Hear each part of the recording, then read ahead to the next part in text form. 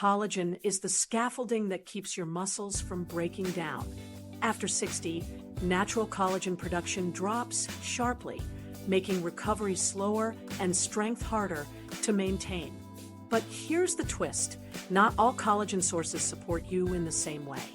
Bone broth often provides collagen inconsistently and in lower amounts, while fish skin broth contains a form that seniors can absorb more efficiently. This video explains why that difference matters.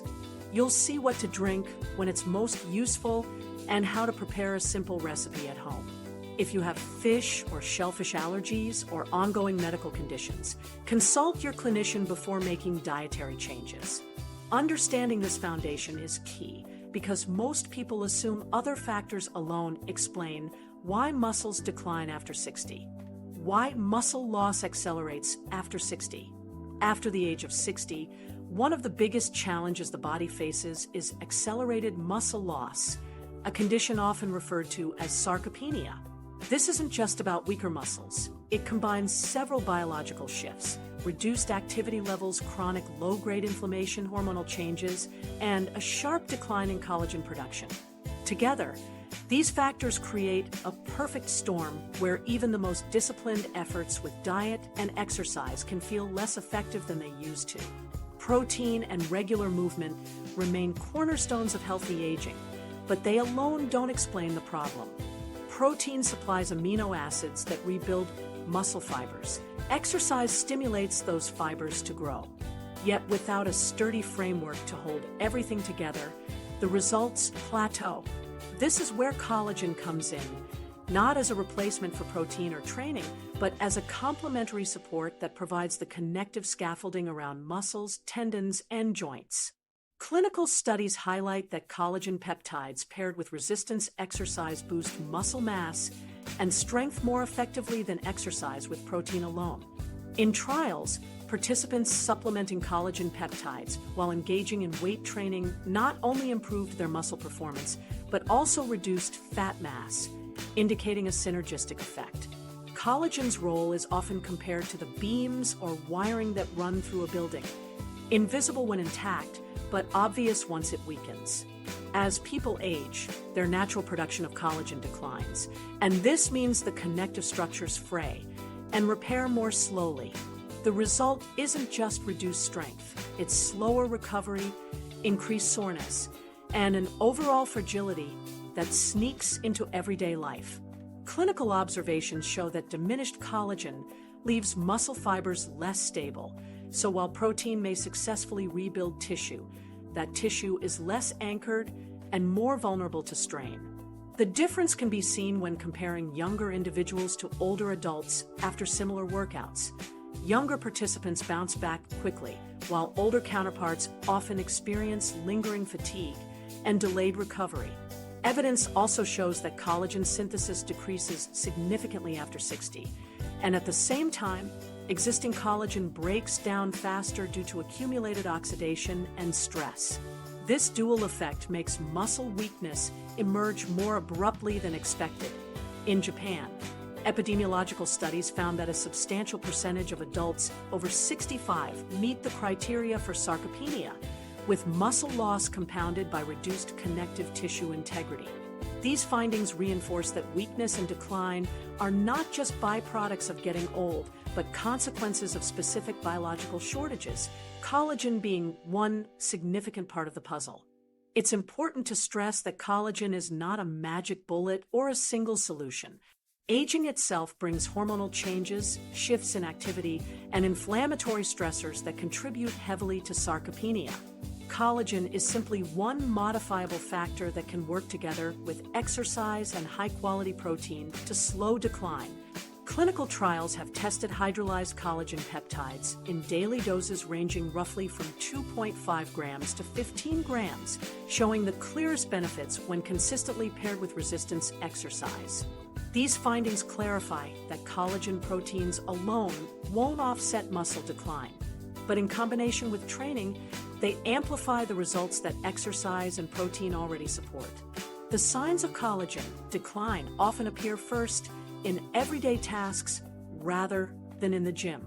Stiffer mobility, longer recovery times, weakness when carrying groceries, or struggling to rise from a chair on the first try. All can be traced back not only to muscular changes, but also to the weakening support system that collagen provides. For many older adults following balanced diets and regular routines, these frustrating setbacks feel unexplained.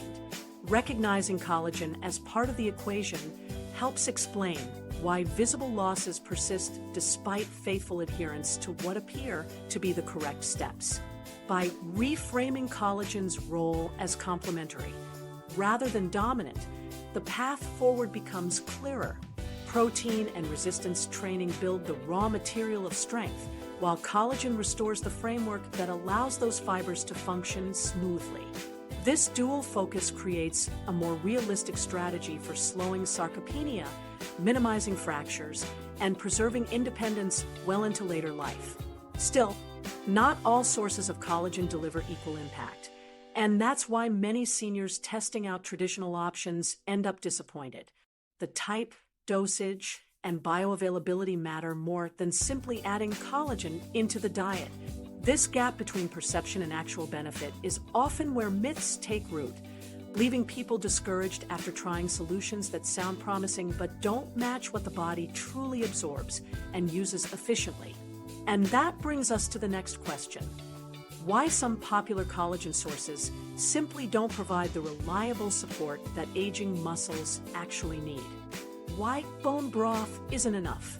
Bone broth is often promoted as a go-to source of collagen, especially for people looking to protect their joints, improve skin, or preserve muscle with age. The idea is appealing. Simmering chicken or beef bones for hours should extract collagen, minerals, and other compounds into a warm, nourishing drink. For older adults worried about muscle weakness or slow recovery, this promise sounds like the perfect natural solution. But when collagen needs increase and absorption becomes more important, bone broth often falls short of expectations. The first issue comes down to quantity. While bone broth does contain collagen in the form of gelatin, the actual amount per cup is modest. Analyses suggest that it generally offers a few grams of gelatin-based protein, often around 5 to 10 grams, depending on the preparation method. By comparison, the collagen doses tested in clinical studies that showed measurable benefits for muscle health used hydrolyzed collagen peptides in the range of 2.5 to 15 grams per day, with precise and consistent delivery. That means a single serving of bone broth seldom matches the standardized intake used in research. For seniors who need reliable support, this gap is significant. Consistency is another concern. Unlike a supplement that guarantees the same profile with every dose, the collagen yield in bone broth varies widely. 2 batches simmered in the same kitchen can come out very different depending on the source of the bones, how long they cooked, the ratio of cartilage to bone, and even the acidity of the water. Some broths may contain enough gelatin to gel when cooled, while others remain watery and low in collagen despite hours on the stove. For older adults relying on daily intake, this inconsistency means their bodies never receive a predictable supply of the scaffolding proteins they're hoping to restore. Absorption also plays a role. The collagen in bone broth comes primarily as long gelatin chains, larger molecules that the aging digestive system struggles to process efficiently. As digestion slows and stomach enzymes decline with age, breaking down these larger proteins into absorbable peptides becomes harder. Hydrolyzed collagen peptides, which are used in clinical trials, are specifically broken down into smaller fragments that pass through the intestinal wall more easily. Traditional bone broth, although wholesome, doesn't deliver that same level of efficiency. The result is that much of what makes it into the mug may simply pass through the body without being fully absorbed. There are also less discussed concerns about purity. A small study once detected measurable levels of lead in bone broth made from chicken bones, though the findings were limited and not broadly generalizable. Still, it highlights that trace contaminants can enter broth from the bones themselves.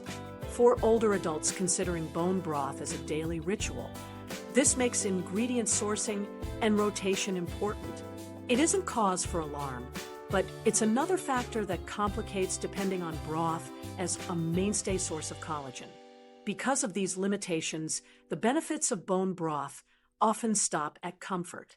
Drinking it provides warmth, hydration, and electrolytes, which can make someone feel better in the moment. But when it comes to strengthening muscle scaffolding, the evidence points to bone broth as a weak and unreliable option.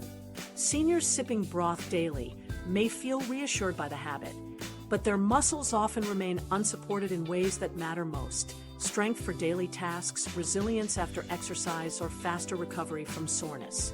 This shortfall becomes clearer when the actual demands of aging bodies are considered. After 60, collagen synthesis decreases sharply, muscle tissue repairs itself more slowly, and connective support begins to fray. The small and unpredictable doses found in bone broth rarely meet those needs.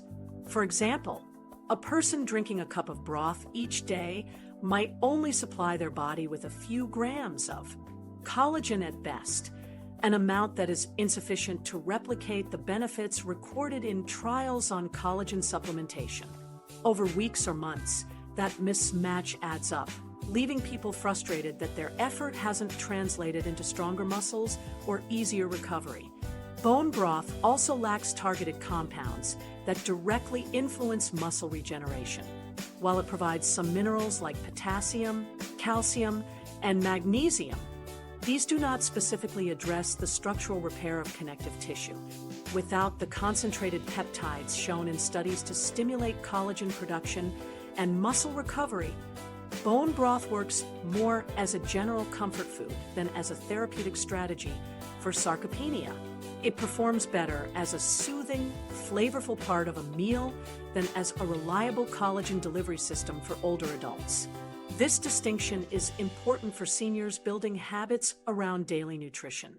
Many people have committed to preparing large batches of broth weekly, freezing portions, and treating it almost like prescribed medicine. Yet despite their dedication, the structural signs of decline, poorer balance, lingering soreness, and slower healing often continue. The problem is not their effort. It is that the collagen profile and absorption capacity of bone broth simply don't align with the biological demands of muscles after 60. That's why experts caution against assuming the tradition of broth equates to a targeted solution for sarcopenia. For centuries, bone broths were valued as easy nourishment and hydration, useful for survival and general wellness. But modern longevity creates new challenges. People now expect to preserve independence and muscle strength well into their 70s, 80s, and 90s.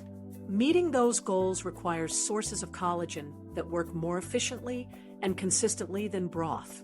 In summary, bone broth faces 3 limitations that matter most for older adults. The quantity of collagen is modest and rarely reaches the levels used in controlled trials. Its consistency is unpredictable, varying by batch and preparation. And its absorption is hampered by the larger size of gelatin proteins, making it less efficient for older digestive systems to handle. Added to this are occasional contaminant concerns that encourage moderation and careful sourcing. All of these factors make bone broth a weak solution for preserving muscle in later years. The takeaway is not that broth is harmful. It can still be part of a balanced diet and a comforting ritual, but that it is not enough on its own to slow or counteract muscle decline. For actual preservation of strength and recovery, older adults need collagen sources that provide concentrated, consistent, and highly absorbable peptides. And this opens the door to another option, one that addresses the very gaps left by bone broth and fits better with the physiology of aging. That's the advantage we turn to next, the marine collagen advantage. Marine collagen brings a specific advantage for older adults that other sources simply don't offer. Derived from the skin and scales of fish, its peptides are naturally smaller and lighter in weight than those found in animal bone.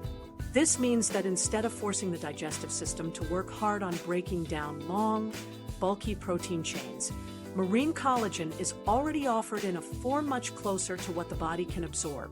For seniors who face slower digestion and weaker enzyme production, this difference makes marine collagen hydrolysates far more efficient for supporting muscle scaffolding and repair. Collagen doesn't act on muscle fibers directly. Rather, it strengthens the connective architecture of ligaments, tendons, and the intramuscular framework that keeps fibers coordinated. If that architecture becomes weak, new protein synthesis can't produce the same strength or stability. Bone-derived collagens tend to arrive in the gut as large, packaged molecules that overwhelm reduced enzyme capacity and linger without full absorption. Marine collagen, processed into hydrolyzed low-molecular weight peptides, arrives as streamlined packets, ready to cross the intestinal wall quickly and enter circulation. Clinical reviews note that peptides in the range of 2,000 to 3,500 Daltons show superior pharmacokinetic profiles, moving into plasma faster and providing greater exposure over time. When older adults consume these smaller fragments, more of the material actually reaches the tissues where it matters. Comparative studies monitoring absorption rates have measured how hydrolyzed marine peptides appear in the bloodstream sooner and in higher concentrations than non-hydrolyzed collagen from land animals. The difference comes down to structure. Digestion is less of a barrier when peptide chains are already short and flexible. With age-related reductions in stomach acid and diminished function of proteases, breaking down bulky gelatin fragments becomes even harder. Marine collagen bypasses that roadblock. For seniors who often feel sore longer and take days to bounce back from normal activity, using a collagen form that shortens the lag between intake and tissue repair can translate into more mobility and less frustration. One of the practical ways to see this benefit is after exertion. Many older adults notice that gardening, lifting groceries, or even extended walking brings on prolonged soreness. That delay comes not just from weaker muscles, but from connective tissues struggling to replace worn collagen. Large, slow-to-digest collagen molecules provide little immediate support in these situations. Hydrolyzed marine peptides, on the other hand, absorb rapidly, integrating into tissue sooner. Muscle decline in aging is partly driven by slow repair cycles that fail to keep pace with natural wear. When collagen can circulate more efficiently and feed repair pathways on time, those cycles tighten over weeks and months. This difference can add up to maintaining rather than losing ground. It isn't just absorption speed at play. Fish-derived collagen also has a slightly different amino acid arrangement. Like other collagens, it is rich in glycine, proline, and hydroxyproline, but the way they are incorporated into peptide chains makes them more accessible. Processing fish skin tends to leave chains shorter, and in some cases enriched with peptide sequences that the intestine easily transports. Aging digestion, with reduced acid levels and lower protease activity, benefits from this head start. Instead of exhausting an already limited enzymatic system, hydrolyzed marine peptides cooperate with it. This makes them practical not only in theory, but in daily reality, where every calorie and every gram of protein has to count for more.